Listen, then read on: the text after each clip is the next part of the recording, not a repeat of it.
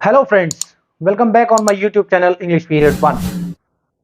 So guys, we have here with our class 11. So guys, so far आप लोगों ने काफी प्रैक्टिस की है और आप कर रहे हैं और उम्मीद है कि आप आगे भी करते रहेंगे बिकॉज प्रैक्टिस ही है जो आपको इंग्लिश सिखा सकती है और बुलवा सकती है।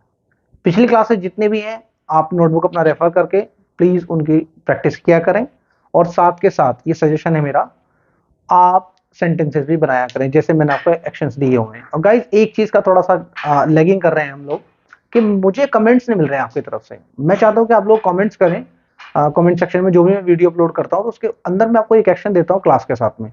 तो क्लास के साथ में जो मैं एक्शन देता हूं तो एक आध एक्शन अपने पास से ऐड करके कोई भी अदर एक्शन अगर आपकी लाइफ में हो रहा है तो आप उसको उसमें अप्लाई करके प्लीज सेंटेंस बना करके मुझे दिया करें कमेंट बॉक्स में। तो उससे क्या होगा, एक मेरा एक कॉन्फिडेंस बढ़ता है और मुझे लगता है कि वाकई में आप लोग एंगेज्ड हैं।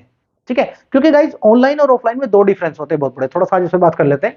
ऑनलाइन ऑफलाइन ऑफलाइन में डिफरेंस ये है कि ऑनलाइन क्लासेस में सिर्फ और सिर्फ वन वे कम्युनिकेशन होता है एक टाइम पर। अगर हम लाइव हैं तो डेफिनेटली मुझे पता चल जाता है कितने लोग मेरे साथ में कनेक्ट हुए हैं, लेकिन अभी मुझे ये मालूम नहीं कि आप कितने लोग कनेक्ट हो रहे हैं। तो वो व्यूज से पता चलता है और आपके कमेंट से ही पता चलता है।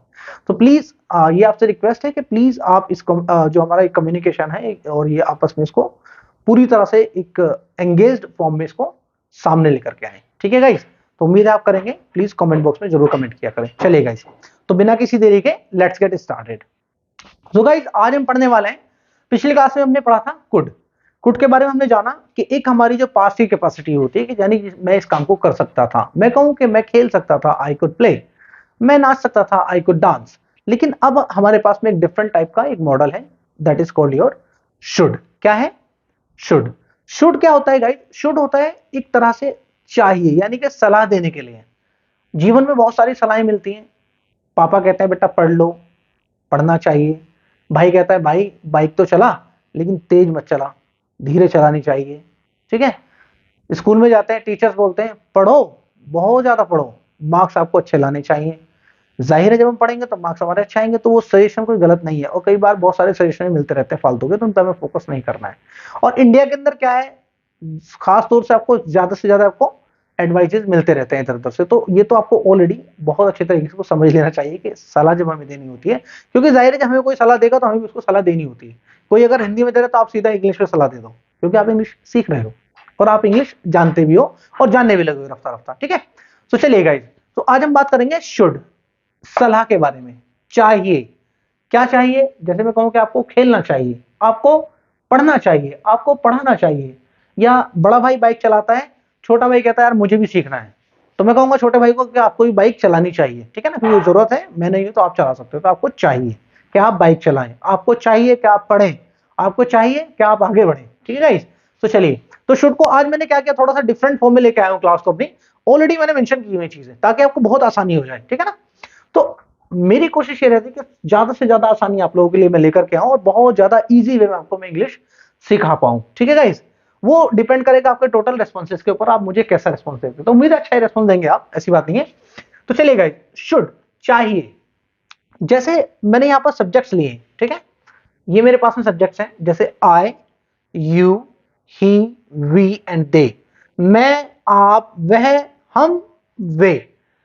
मैंने स्टार्टिंग में आपको बोला था कि सिर्फ आपको ये ध्यान रखना है कि ये बोल तो रहे मैं आप, लेकिन आपको माइंड के अंदर देखना है आई आई होता है, यू यू होता है, वी वी होता है। ठीक है, इससे क्या होगा, आपका माइंड ऑटोमेटिकली चीजों को इंग्लिश में ही लेगा, हिंदी में पकड़ेगा ही नहीं। ठीक है, ऐसा नहीं कि हिंदी भूल जाओ, हिंदी नहीं भूलने का। ठीक है, ओके, सो मैं कहता हूं कि आई शुड एक्शन। अब एक्शन क्या लगाना है मुझे यहाँ पर? मैं कई बार अपने आप को भी सलाह देते हैं, इंग्लिश बोलने के लिए बोला सर ने, आइए भैया पोडियम पे बोलिए, या अपना टॉपिक हमने दिया आप अपने टॉपिक को बोलिए, एक्सप्लेन करिए।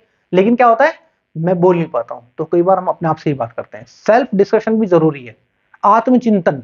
ठीक है ना, तो उसमें क्या होगा, मैं कहता हूं कि मुझे पढ़ना चाहिए, आई शुड स्टडी। एक मेरा दोस्त है क्लास के अंदर पढ़ रहा है, बढ़िया पढ़ता है, बढ़िया मार्क्स लेके आता है, 80%, 85%, कभी 90%, 90+। तो मैं अपने आप को सलाह दे रहा हूँ, आई शुड स्टडी, मुझे पढ़ना चाहिए। ठीक है, लेकिन कई बार क्या होता है कि हम हो जाते हैं गैर जिम्मेदार, बिल्कुल हमें पढ़ना नहीं है, हमें घूमना है, इधर उधर टहलना है। ठीक है, तो फिर हमें सलाह दूसरों की जरूरत पड़ जाती है। जैसे बड़ा भाई कहता है यू शुड स्टडी, आपको पढ़ना चाहिए। ठीक है, मेरा कई बार क्या होता है, कोई रिलेटिव आ जाता है घर के अंदर, उसे भी मुझे डायरेक्टली बोलना पड़ता है यू शुड स्टडी, आपको पढ़ना चाहिए, है ना।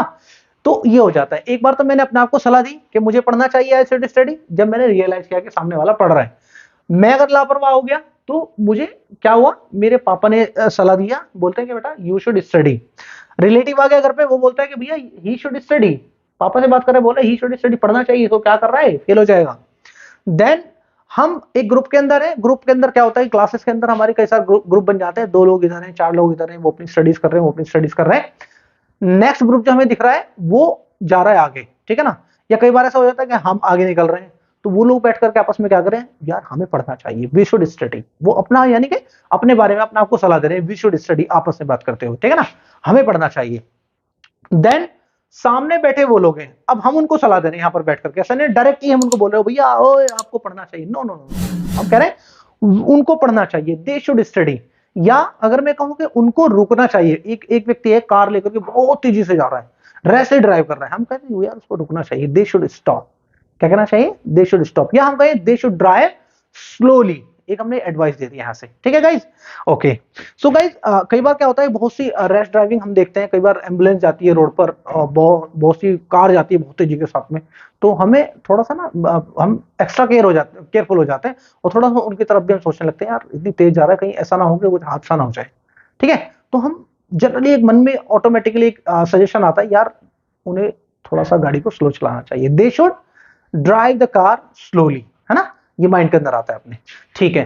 सो गाइस ये पूरी मैंने यहाँ पे सब्जेक्ट्स लिए हुए हैं, 5 सब्जेक्ट हैं, शुड के साथ में एक्शन आपको ऐड कर देना है। Drive slowly, drive rashly, study, dance, speak on podium, कुछ भी आप लगा सकते हैं यहाँ पर एक्शन। मैं आज एक्शन नहीं दूंगा आपको, आज आपको एक्शन अपने आप इसमें ऐड करने हैं। तो मैं आपसे रिक्वेस्ट ये करूंगा, एक्शन में इसलिए नहीं दे रहा हूं, मैंने पिछले जो एक्शन आपको दिए थे गाइज, तो आपने उनको अप्लाई तो करा होगा, ठीक है, आपने नोटबुक में किया हो या आपने उसको प्रैक्टिस किया हो बोल करके, लेकिन आपने कमेंट बॉक्स में नहीं दिया। और मैं बार बार चीज फोकस कर रहा हूँ, कमेंट बॉक्स में मुझे आपसे चाहिए क्या, ये सेंटेंसेस, है ना। अब एक सलाह मैं आप लोगों को भी देता हूँ, इंग्लिश जब सीख ही रहे है ना, मैं कहता हूँ कि you should update your comments in my comment box, ठीक है, क्लियर है ना, समझ में आ गया ना, बिल्कुल रियल टाइम पे हमने एक सलाह दी आपको, यू शुड, है ना। ओके सो अब ये हो गया, इसके बाद में हमने कुछ सेंटेंसेस लिखे हैं, 3 सेंटेंस हमारे पास में। तो गाइस इस तरह के सेंटेंस आप बना सकते हैं, जैसे पहला सेंटेंस मैंने कहा कि you should think twice before speaking, है ना। कई बार क्या होता है कि घर में बड़ों के सामने हम बैठे होते हैं, कुछ पता नहीं है बोलना क्या, फट से बोल दिया, मुंह खुला बोल दिया कुछ भी, है ना। ये इस तरह के जो लोग होते हैं ना, वो उन्हें बोलते हैं आउट स्पोकन। क्या बोलते हैं, चलिए एक वर्ड भी आगे निकलकर, आउट स्पोकन, ठीक है, आउट स्पोकन। मैं इसका हिंदी अर्थ भी लिख देता हूं, बिल्कुल शुद्ध सरल भाषा में, है ना, शुद्ध एवं सरल भाषा में मैंने लिखा मुंहफट, आउट स्पोकन, ठीक है।